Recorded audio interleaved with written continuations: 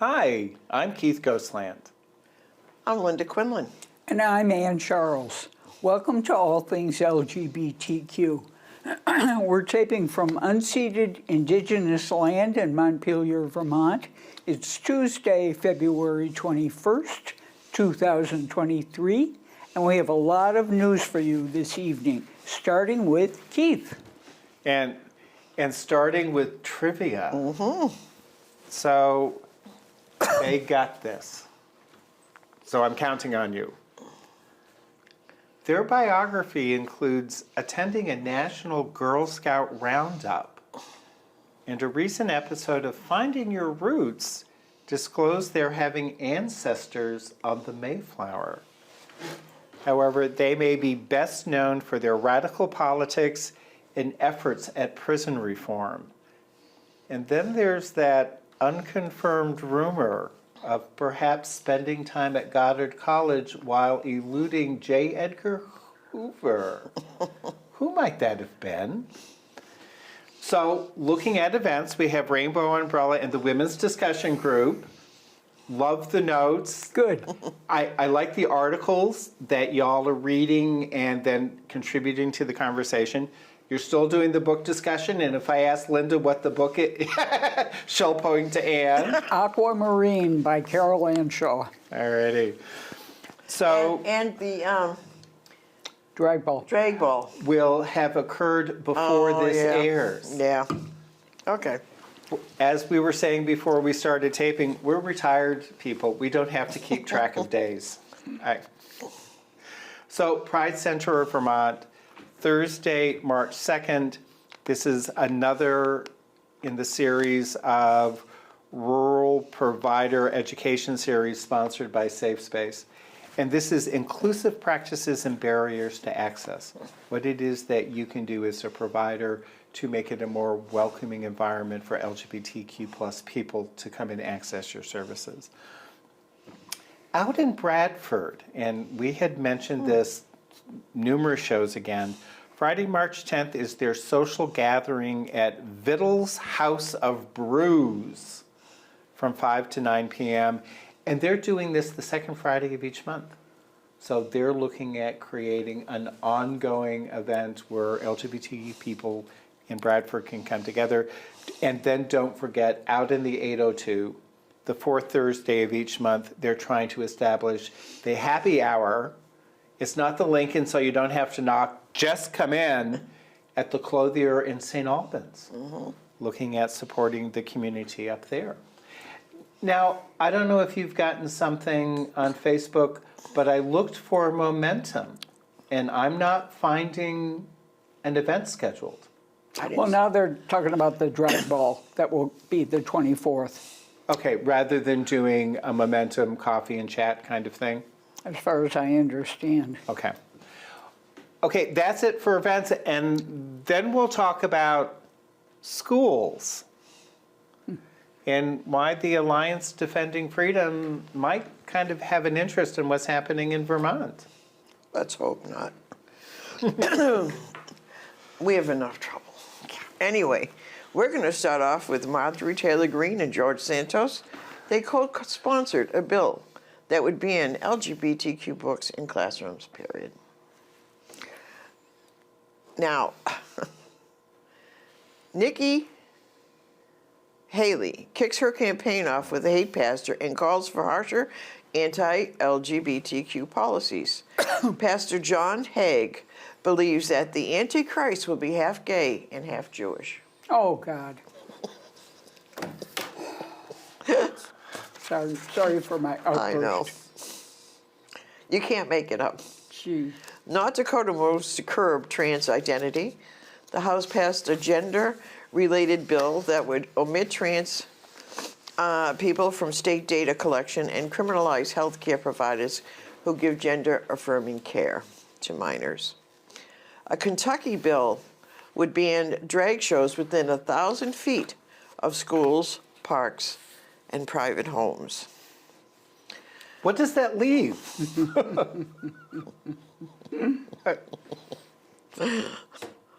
Tony, you know. Lesbian mom loses parental rights to child sperm donor. It's a very sad story, I think. It's kind of like the one where remember that we saw where the lesbians have children and they find their sperm donor parents, remember? The kids are okay. Oh, with Anne anyway. Benny. Oh, Yeah. that. Yeah. Well, this is kind of like that because, well, sort of. Lesbian mom loses parental rights to child sperm donor. The boy's biological mother and the sperm donor, who are now dating, are the child's legal parents, a Oklahoma District Court judge ruled. So, an Arkansas lawmaker asked a trans woman if she has a penis. Oh, I saw the clip of that. That's horrible. That was in a public hearing. Yeah. It was like a school board or something. Missouri is considering a similar bill to Florida's Don't Ask, Don't Tell gay law. Don't say gay law. Now, this is an interesting story because it was the library board votes to keep LGBT books after queer author's mom speaks out. A New Jersey library board had a meeting to decide which books to ban, including a queer author, George M. Johnson's All Boys Aren't Blue. Their mother and aunts came to the meeting and talked, and as a result, there was a unanimous vote to keep the books on the shelves. So that was kind of an uplifting story. One book, though. I know. Jimmy Carter, an LGBT ally and ex-president, has begun hospice care. Utah is, I was surprised about Utah, but, you know, they're close to writing a conversion therapy ban into law. Yep. The state has banned the use of conversion therapy on minors since 2020. This new law will make that law even stronger. Interesting. Virginia GOP blocked Democrats' measure to enshrine marriage equality rights. Now, this is Don Lemon apologizes for a remark he made on women's age, but the backlash goes on. The CNN anchor said women are not in their prime if they're over 40. So I just wanted to show you the clip. It's kind of interesting. Don Lemon has apologized to CNN staff for the comments he made about former South Carolina governor and 2024 presidential candidate Nikki Haley. The CNN anchor called into a staff meeting Friday and offered an apology to co-workers during a daily editorial call at the news network for saying 51-year-old Haley was past her prime on Thursday's episode of CNN This Morning. Sources say he owned up to his badly chosen words and said he stands against sexism and racism. He also thanked his female colleagues. In announcing her candidacy for the Republican presidential nomination, Haley said there should be a mental competency test for any politician over age 75, something that would apply to both President Joe Biden and fellow Republican candidate Donald Trump. This was Lemon's take. She says people, politicians or something are not in their prime. Nikki Haley isn't in her prime. Sorry. When a woman is considered to be in her prime in her 20s and 30s and maybe 40s. What are you talking? Wait. That's not according to me. Even though Lemon's comments didn't sit well with co-anchor Poppy Harlow, he didn't walk them back during the show. If you Google when is a woman in her prime, it'll say 20s, 30s, and 40s. I don't necessarily. 40s. Oh, I got another I'm not saying decade. I agree with that. So I think she has to be careful about saying that. Later on Thursday, Lemon took to Twitter to apologize. He wrote, "The reference I made to a woman's prime this morning was inartful and irrelevant, as colleagues and loved ones have pointed out, and I regret it. A woman's age doesn't define her either personally or professionally. I have countless women in my life who prove that every day." The anchor had the day off from CNN This Morning on Friday, a break that was already scheduled before Thursday's on-air dust-up. For more on this story, go to thr.com. This is the Hollywood Reporter News. The breaking news just before I come up is that he is going to be allowed to go back on air. He has apologized, but he has to go through formal training. Oh, for God's sake, because And they're very ambiguous as to what that means. because in the clip he said, I don't think that. It's so hard. It's the crack of dawn in the morning. You're supposed to make all this conversation. I'm sympathetic to Don Lemon. It was a stupid thing It to was say, stupid, but, you know. we've all said stupid things. You know, I but- guess. Not us. You think he'd know better, but, There you go. There you go. The Minnesota House of Representatives passed a bill Monday with bipartisan support that bans what's called conversion therapy for LGBTQ youth and vulnerable adults. After hours of timed and emotional debate, The Democratic-led chamber voted 81 to 47 to prohibit mental health professionals from providing therapy aimed at changing a person's sexual orientation or gender identity. Those who engage in the practice with vulnerable adults or those under the age of 18 will be subject to discipline from a professional licensing board. Under proposal, the practice is widely discredited by physicians. So that's good. And another good news, I'm just full of good news tonight. Good. We need it. Basketball star and two-time Olympic gold medalist Brittany Griner re-signed to the Phoenix Mercury for another year. NBC News confirmed a statement officially announcing the signing is expected on Tuesday. According to a source close to Griner, the athlete has played for the Mercury her entire WNBA career, which started in 2013. She missed the full 2022 season while imprisoned in Russia for nearly 10 months. So, that's good news. She looks great, too. I saw a picture of her. She looks really, really good. Here's another story about family dynamics and the LGBTQ issues. A gay stepfather in Arizona said he was told last month that he could not step foot on his stepdaughter's school campus because he and the girl's father are gay. Now the girl's dad is worried about what effect the school's worldview is having on his daughter. The father of the 10-year-old girl says his ex-wife moved from California to Arizona and enrolled their daughter in a religious school without his knowledge, but that after he and his husband also moved to be closer to the child, the pastor who runs the school told the couple they were unwelcomed and threatened them because of their sexual orientation. That is awful. I know. And I have a really long story, but I'm going to save it, I think, until later about the controversy with the New York Times. Oh, yes. I mean, that's an endless story there. Look at this. It's like pages long. I'm very engaged with it. Because you want to know if you can still support their crosswords. Yeah, really. President Joe Biden reversed a ban on transgender troops serving in the military in 2021. But now U.S. Senator Marco Rubio of Florida and U.S. Representative Jim Banks of Indiana want the ban back. The Republicans filed legislation to force a prohibition on transgender service and want stricter screening for those who are transgender than even what occurred before President Donald Trump's administration. The military has strict standards for who can and cannot qualify to serve, Rubio said in a statement announcing the legislation. For example, under President Biden, you can't serve with a peanut allergy. Biden has turned our military into a woke experiment. But can't Biden just veto that legislation? Well, it'll never get through because he has to go through the Senate and it'll never get through it. But this is what they're, trying to do. And it's a stupid way to go about protecting our nation. We need to spend more time in thinking about how to counter threats like China, Russia, and North Korea, and less time thinking about pronouns. So. That's trivializing. I know. And this is another good story. A Girl Scout from Glendale, California, found a ready market for her cookies in nearby West Hollywood, the city's gay bars.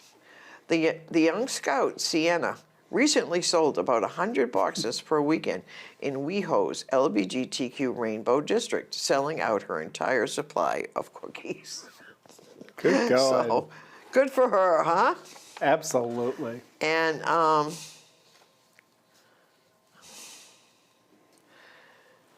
do one more story and then we'll move to you, Ann. All right. Okay. So we have days after their epic appearance alongside Kim Petras at the Grammy Awards and their 5th Grammy win for Unholy, Sam Smith was verbally assaulted while enjoying a walk along Central Park in New York City.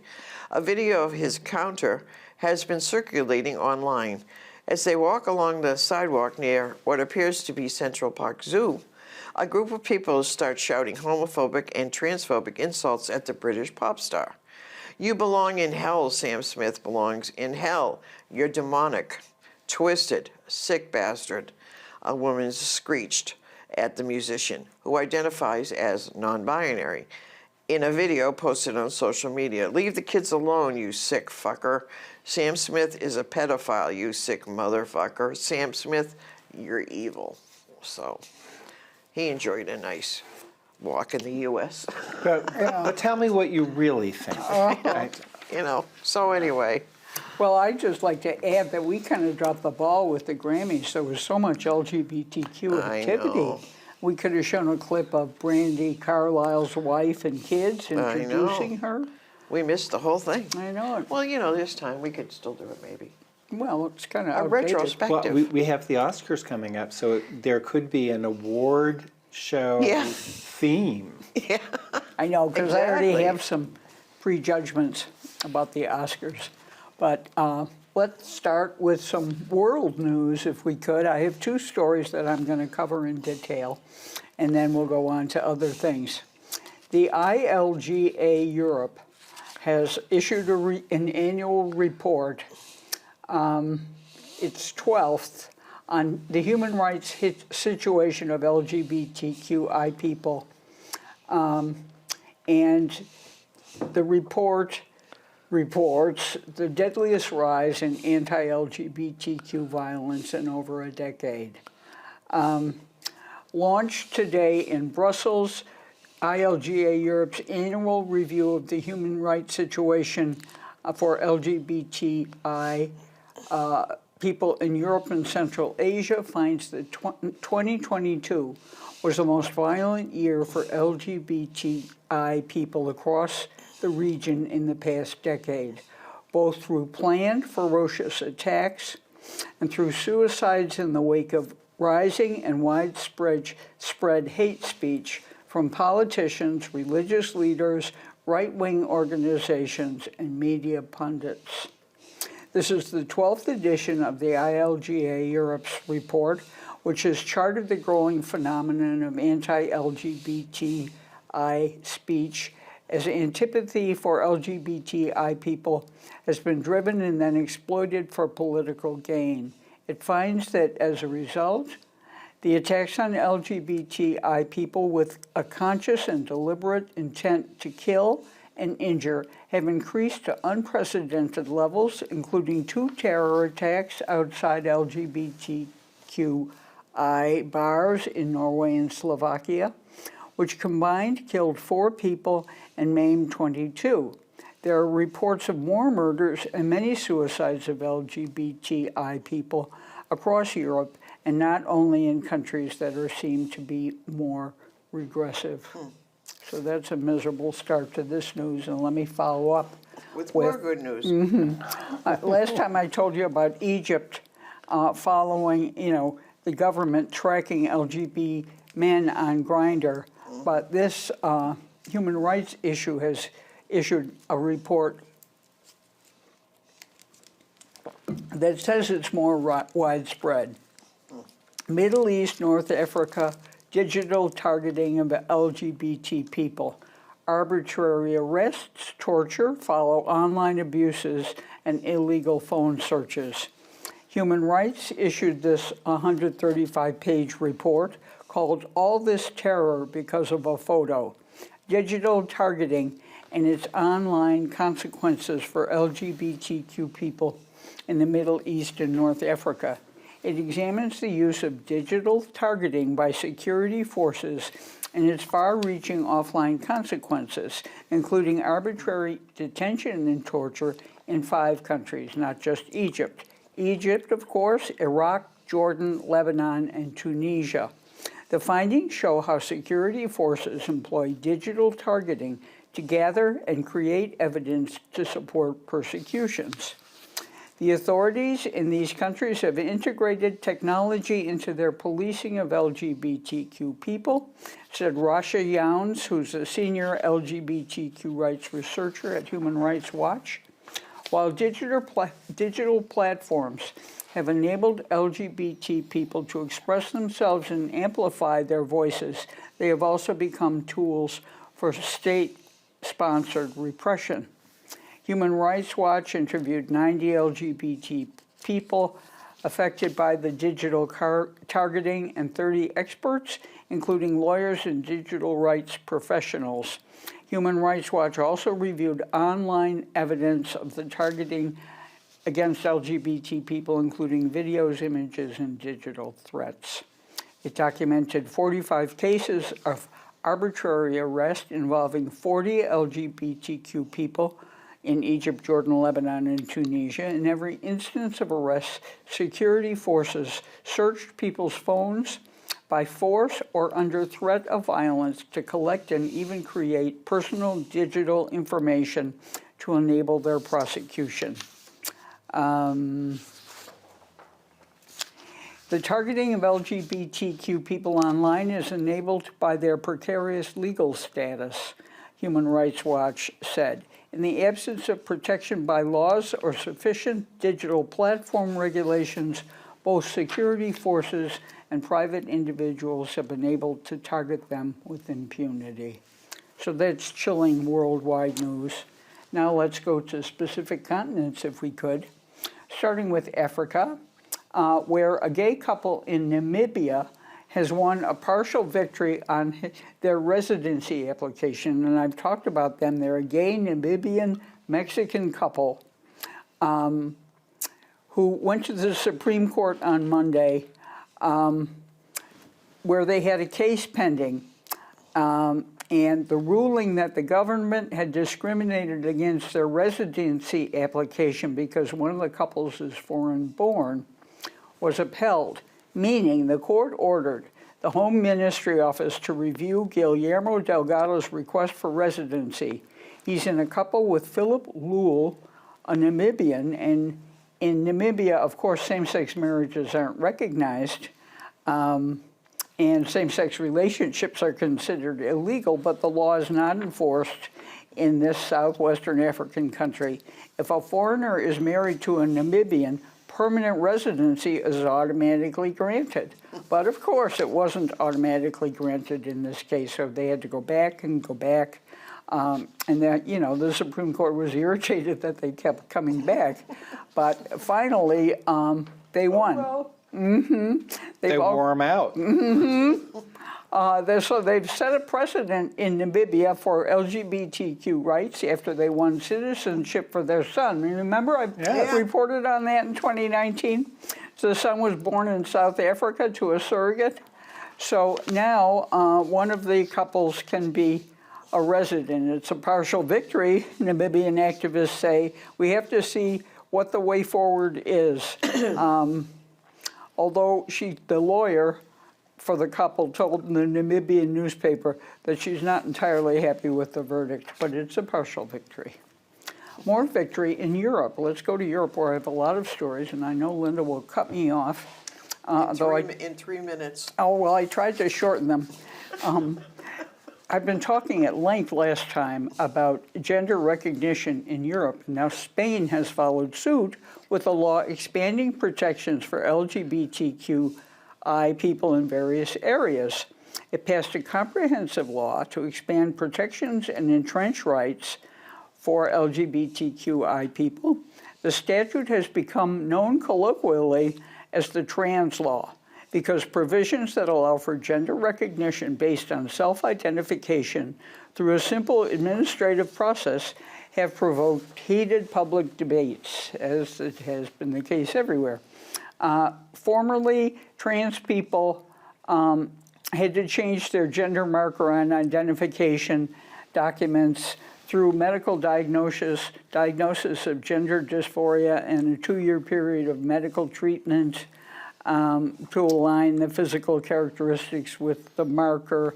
New law does away with these requirements and is based on a trans person's self-identification. The law improves protections for LGBTQ people more broadly by expanding access to assisted reproductive techniques, strengthening sexuality education, banning medically unnecessary normalizing surgeries for intersex children before they can consent, enabling parental recognition for unmarried same-sex couples, and introducing measures to combat discrimination against LGBTQ people in various sectors, including in healthcare, employment, and in housing. I mean, some of these European countries certainly beat the U.S. Yeah. Human Rights Watch has documented in countries like Bangladesh, El Salvador, Japan, Lebanon, Mexico, and Thailand how the lack of gender recognition can infringe on a host of human rights, such as the rights to employment, education, health, and security, but a growing number of countries around the world have removed burdensome requirements, including medical or psychological evaluation, sterilization, and divorce. Spain now joins countries like Argentina, Belgium, Colombia, Denmark, Ireland, Luxembourg, Malta, Norway, Portugal, and Uruguay that have also have gender recognition procedures that foreground individual autonomy. Okay, we need to move now, Ann. All right. Keith. And I guess this is where we're moving. And we could start with Becca. We had reported on our last show that Becca had been appointed to the Oversight Committee. Well, Becca has subsequently also been appointed to the Budget Committee and is looking at what are the federal monies to bring to Vermont for affordable housing and agriculture. She's also a co-sponsor of legislation to require a background check for every firearm sale, ensure affordable abortion care and coverage for every person, and to admit the District of Columbia as a commonwealth into the United States. And if you go on Becca's website, not the official Congress, but the Becca for Congress site, there may be some new merchandise. So, I saw that. Someone told me that at the Animat Co-op there was a sticker on the wall that just went up, and it's Scrappy Little Dyke. that's Part of the merchandise. Yeah. and you might be able to get it as a T-shirt. So the other big news, Vermont Democratic Party. Yes. They have elected a new chair, and it might be David Glidden, who at the age of 28 is one of the youngest state party chairs in the country. We may know him from his role for outreach and advocacy at Outright Vermont. He was also Christine Hallquist's communication director. So, and both he and his father have been active in politics, both LGBTQ plus community and on a statewide basis for years. So congratulations, David. So a while ago, when we were reporting on decisions made by the U.S. Supreme Court, there was a decision on a case coming out of Maine, and it had to do with public funding for private schools. And what the U.S. Supreme Court ruled is that you could not just uniformly remove religious-based education in that mix. If you were tuitioning students, they had an equal right to bid for those tuition dollars. Well, Vermont sort of last year said, wait a minute, we're not really comfortable with that. And we had had a decision by our Supreme Court in 1999 that said, no, you cannot use Vermont taxpayers' dollars in funding religious-based schools. But the U.S. Supreme Court sort of overruled that.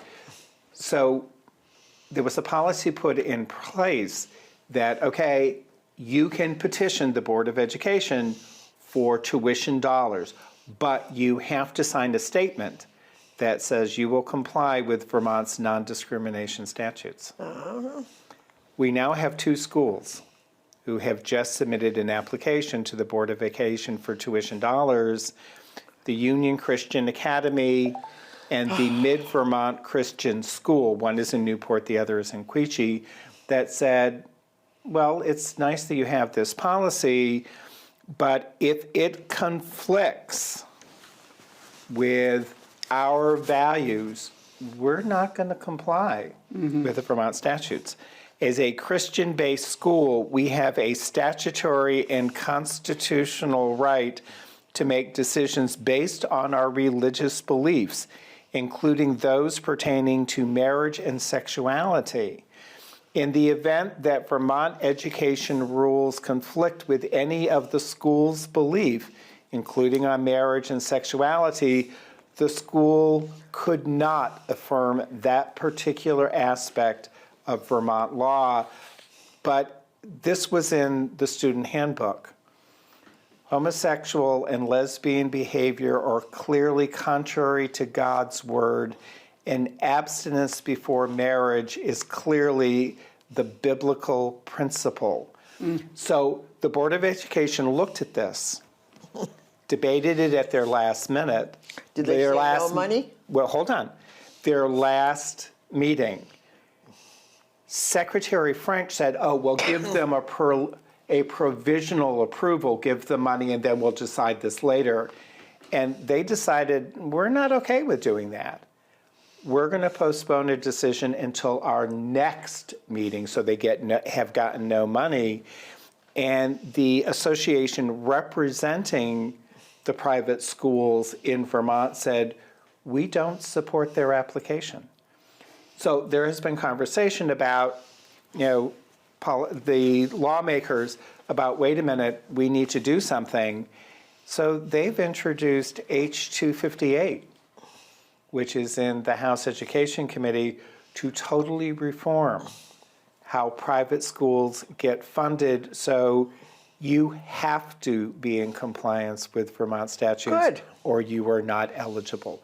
And it's actually the Board of Education that gets to make the final decision, excuse me, on which independent schools are or are not entitled to those tuition dollars. But keep in mind, Vermont and Maine are places where communities do not necessarily have their own school district, so they tuition students. So that makes this whole process very vulnerable. One of the other issues going on is UVM. They're having anti-Semitic hate speech flyers distributed again. And the Anti-Defamation League says this is the fourth occurrence within the last 9 months. So they're looking at trying to identify where it's coming from and how they as an institution can respond to this. The other story that got my attention is there's an investigation going on with the Vermont State Police. Apparently, there was an incident where off-duty officers and their families were engaging in an online party game. I heard about that, yeah. And they posted racist, homophobic, and misogynist slurs. What was interesting is initially Commissioner Morrison declined to establish an investigation, saying, okay, the complaint was incomplete. And then after growing awareness of the incident, there is something going on. So we're going to be watching this and seeing what's happening, because the Vermont State Police in particular are the real impetus behind the fair and impartial policing. This is something that should not happen. It's really ugly. Period. Oh, it has that potential. And also, Vermont has joined 20 other states in saying if you're on duty as a state employee or you as a state agency, you can't use TikTok. Sorry, no thank you. And you can also not use WeChat. Things that we're going to be watching at the legislature really quickly. H89 about protected health care has passed the House. Very strong vote supporting it. Goes on to the Senate now. what the House tried to put in place was improve the language, and it was around how we define gender affirmation, and they were reaching out to the community saying, what is the correct language and the sensitive language for us to be using, and what is the best practices definition we should be using. The Senate, however, is also working on S-37, which is the companion bill that says, okay, you have to provide coverage. You have to provide services. It's not just as protected health care. Well, what is that health care and how do you access it? And I happen to watch, and part of this is looking at those pregnancy crisis centers. It looks as though you're going into a medical clinic and it's an anti-choice, whatever. I listened to the testimony from Right to Life. Mm-hmm. No, you're going to be... How painful. No, wait for this one. Okay. Because I was taken by surprise. They weren't opposing the legislation.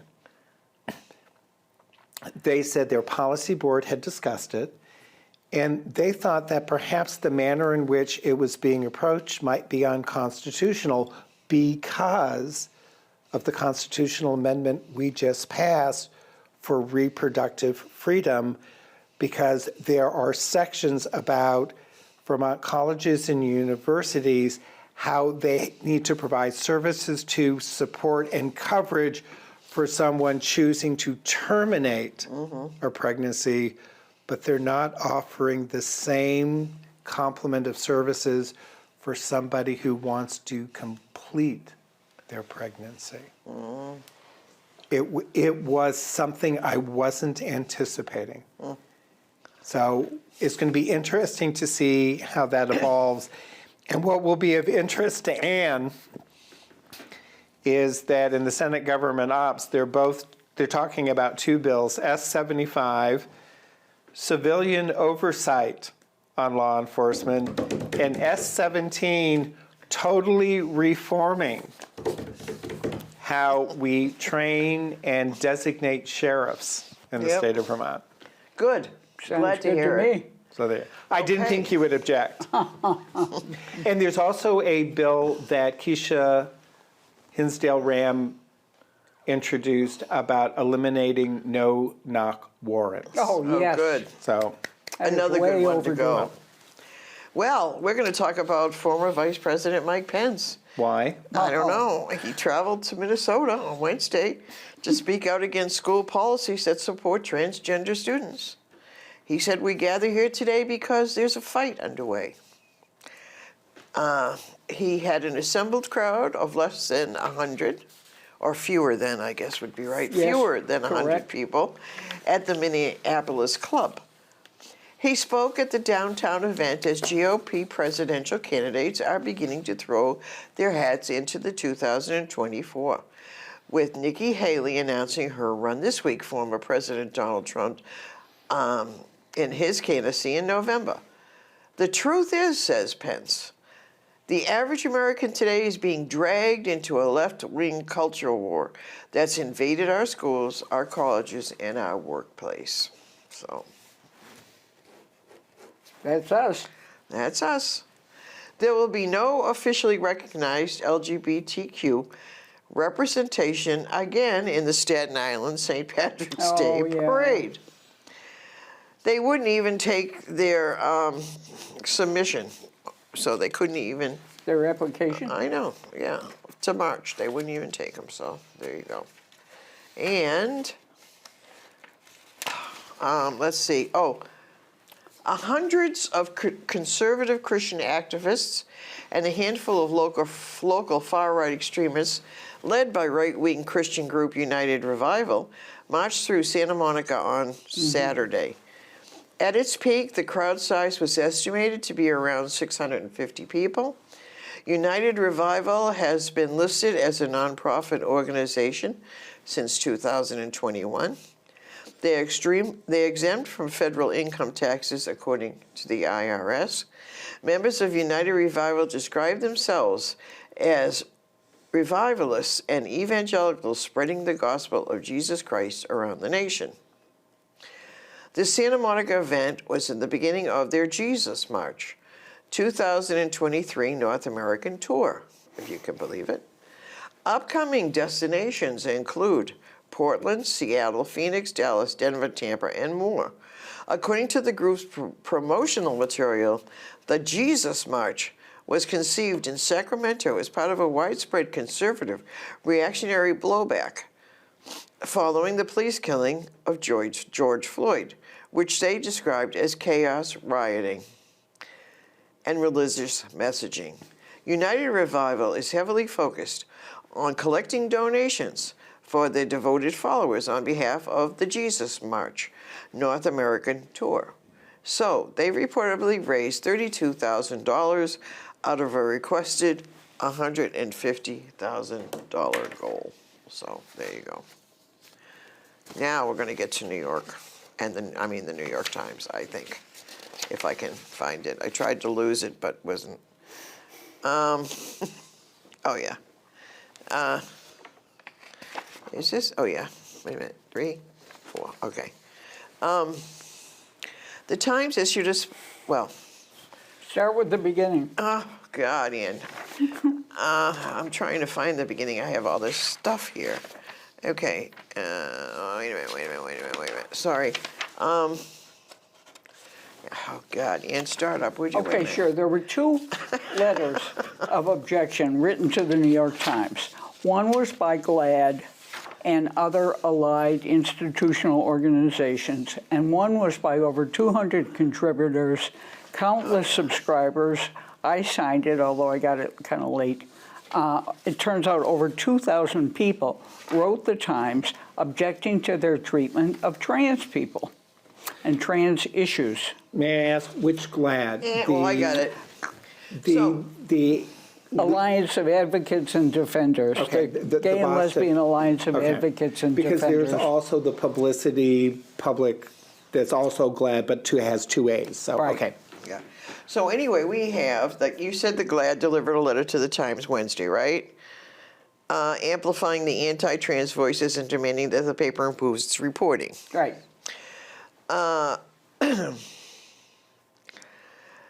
And they met with the trans community and hired more trans reporters and editors. More than 100 Times contributors signed on, but separate letters delivered the same day. Joe Kahn, executive editor of the Times, wrote to the staff Thursday, "It's not unusual for outside groups to critique our coverage." Okay, this is the Times response. Right. Joe Correct. Kahn, Right. speaking for the Times. To influence our journalism. In this case, however, members of our staff and contributors to the Times joined the effort. Their protest letter included direct attacks on several of our colleagues, singling them out by name. Participation in such campaign is against the letter and spirit of our ethics policy. That policy prohibits our journalists from aligning themselves with advocacy groups and joining protest actions on matter of public policy. We also have a clear policy prohibiting Times journalists from attacking one another's journalism publicly or signaling their support for such attacks. The coalition letter noted, "For those of us who truly treasured the Times coverage for so many years, it is appalling to see how the news and opinion pages are now full of misguided, inaccurate, and disingenuous both sides. Fear-mongering and bad faith, just asking questions coverage. We won't stand for the Times platforming lies, bias, fringe theories, and dangerous inaccuracies. We demand fair coverage. Who's writing now? What are you reading from? I'm reading from, Is this Joe Kahn's letter or? no, this is the response. Platform trans voices as sources and full-time writer and editors, and we demand a meeting between Times leadership and the transgender community. Okay, so that was part of the original. The letters are Right. mixed up here. Are they? No, but they're both on the same page. Because in the original letter, they said this is really bad. They named specific articles. Right, I don't have the names of those specific Well, articles. that's okay, but their point, which I think is important, is that these anti-trans right-wing legislators are citing these articles Yes, of course. as part of the paper of record in their legislation, and how And they aren't true, and they're biased. And they're right? directly They're damaging. half-truths. Right. And it reviews the whole history of anti-gay treatment by the New York Times. They wouldn't say the word gay. They fired gay people, or it reviews that whole history. And then the Times response was very stodgy, and I wonder if there's going to be retaliation against the contributors. But they are like, I bet they are, because they're saying it's against the paper's policy. They're not allowed to do that. So I guess they could say you're fired. we won't accept your contribution. They're not going to, but so. So basically what's happening is the Times is publishing opinion pieces and articles that's based on misinformation, and the alt-right conservative lawmakers are saying, oh, it's in print. Look, it's in the Times. Therefore, It's it the must be paper an of record. authoritative Paper of research paper, See, even not they like agree it's with something us. coming out of JAMA. Yeah. And the other thing that the New York Times did is it published a lengthy opinion piece by Pamela Pound, who is the former editor of the Times Book Review, who defending J.K. Rowling and cherry-picking all kinds of quotes, and J.K. Rowling is maligned, unnecessarily, and so forth. So they're really digging in their heels, and everybody's weighing in. Andrew Sullivan, it's really a lot of hoo-ha in the communication media. But I didn't mean to jump on your... Oh, no, that's okay. You have a better grasp on it than I have, because you have been really dealing with keeping up Because with all you the signed the articles. letter. That's right. That's right. Yeah. And So I appreciate it. Right when the story broke, I was having lunch with a friend who said, yeah, but we keep reading the New York Times anyway. I hope that, Well, they got to get with the program, they have feet of clay, as you were always saying. which we said on the last show. Yeah. So hopefully, I think they'll probably just not take, because if it's against their policy to talk about other journalists and stuff in the paper, then they could just say, well, you're done. Yeah. On the other hand, I thought it was important to cite specific articles that were being used. Yeah. So anyway, and I guess the Times feels like they're not doing that. They're just talking about the issues. Okay. Keith. No, it's Ann. Ann. Sorry. You finished? In our remaining minutes. Oh, I got a lot to cover. Our remaining 4 minutes, 5 minutes. Okay, let me go to my clip. All right. This is from the Netherlands. It's called El Houb, which means the love. It's a Moroccan-Dutch film depicting Moroccan-Dutch Karim caught by his father with a man. He rushes to his parents' house to start talking about it when this occurs. But how do you discuss this huge taboo in a family that by definition avoids sensitive subjects, especially with a meddlesome neighbor who is always buzzing around the house at the wrong time? This is difficult days. The difficult days that follow bring back beautiful and poignant memories. Karim realizes that he has to confront his family to finally break the deafening silence. But can he expect his family to accept him if he has never come to terms with his own feelings? El Houb, Love, is a poignant and witty directorial debut of Sharif Nazar, whose documentary Little Stars of Bethlehem was previously seen. It's the first feature film that discusses the sensitivities surrounding coming out in the Dutch Moroccan community. So let's take a look at that. El Houb. Hé, luister dan. Je moet kiezen. Een vrouw met 3 tieten of eentje met een hele lange tong. Lange tong, 100. Ken je dat? Nee man, 3 tieten. Hey, Karim! Oh, tono bir wahra. Is gek. Ik ken er iets van Adiko. Fuck up, bro. Yo, broertje. Ik had nooit tegen jou mogen liegen. Heb je een nieuwe chick? Tata, net als mij. Oei. Ze is echt kapot lekker, Riva. Tik hem aan, ja toch? عمرني ما غادي نتزوج. ماشي مرة.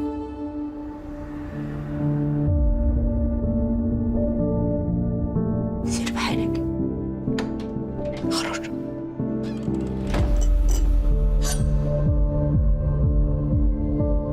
من الديار. Brokeback مغرب. Oh, look at us smile. I told you to close the curtains. Kareem, these are my curtains. My fucking curtains.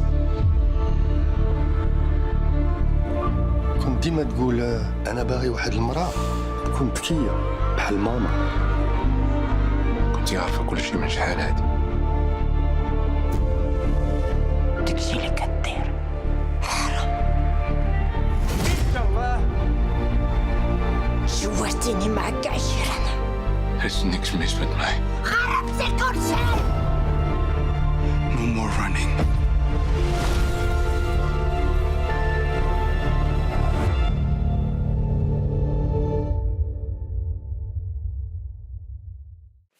Looks interesting. Yes. Now, is it still doing the film festivals, or can we find it someplace? You can find it around. Are you doing the rom-coms, the Bollywood rom-coms? No, I'm not, Linda. Oh, okay. But I'm doing some other things. How much time do I have? You have about 3 minutes. Really? Well, yeah, because we have to do trivia. Okay. Well, in that case, let me do my headlines, although it pains me. Nicola Sturgeon, the head of Scotland, has resigned, but she denies that her resignation is over trans prisoners' backlash.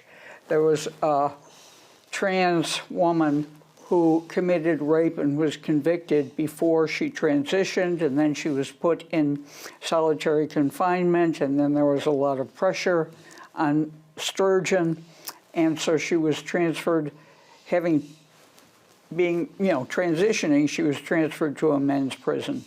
But Sturgeon said she didn't resign for that reason, that was like a local pressure, she's used to that. But she felt she was being a lightning rod because of her support of secession and because of her support of the gender recognition bill that was vetoed by Westminster in England. Let's look at a picture now of Czech footballer Jakub Janko, who's 27. He's become the first active international men's player to announce that he's gay. Hungary court closes door on transgender legal recognition. So now trans people in Hungary are either those who transition before this law are, legal, and those who want to transition can't. So there are 2 categories in Hungary. Let's see a picture now of Brianna Gay, a sad story. A boy and a girl who are 15 were charged with her murder. She was awful. A trans child, really. She was found stabbed to death in a park. And it's just an awful story. Details are being revealed. They didn't want to charge it as a hate crime, but now they're beginning to charge it as a hate crime. It's kind of breaking news. Let's look at a picture now as we quickly go to Asia, of Russia detaining a gay Chechen refugee at the Moscow airport. This is Idris Arsamakov. He is 28. He was able to flee Chechnya and then went back for his father's funeral and was apprehended again. And no one, at the airport, people are very worried about him. 64% of people favor recognizing same-sex marriage in Japan. Sri Lankan government announces support for a decriminalization bill. They're saying we'll decriminalize gay sex, but don't think we're going to have marriage. Appellate court rules in favor. That's what they all say. Yeah.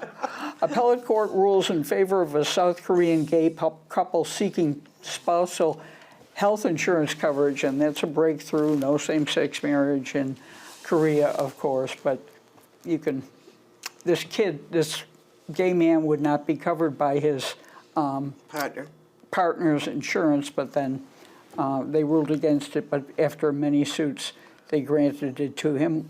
3 quick stories from Australia, 2 involving pictures.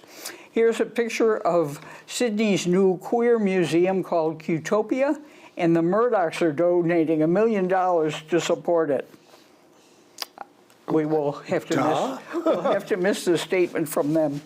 Anthony Albanese, who will become the first Australian PM to march in the Sydney and Gay and Lesbian Mardi Gras. And finally, here's a picture of former Olympic diver Matthew Mitchum, who has married his boyfriend, Luke Rutherford.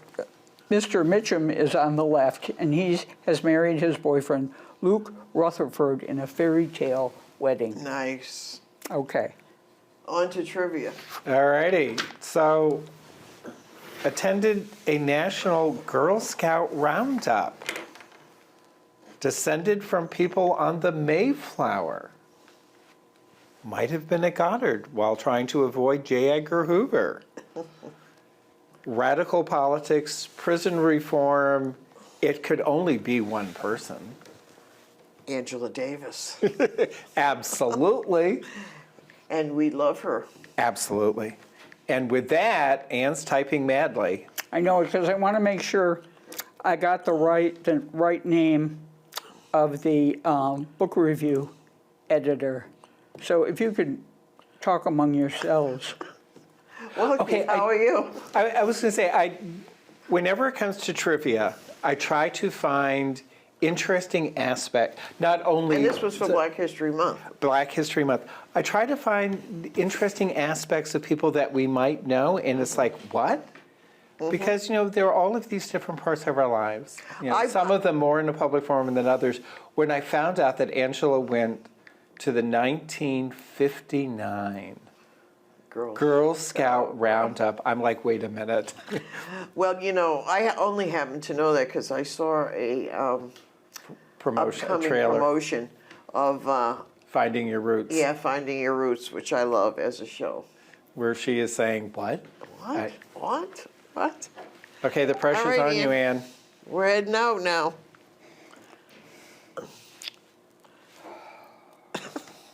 Pamela Paul. I said Pamela Paul, didn't I? Yeah, Yes, you did. Oh. All right. Well, on With that, resist.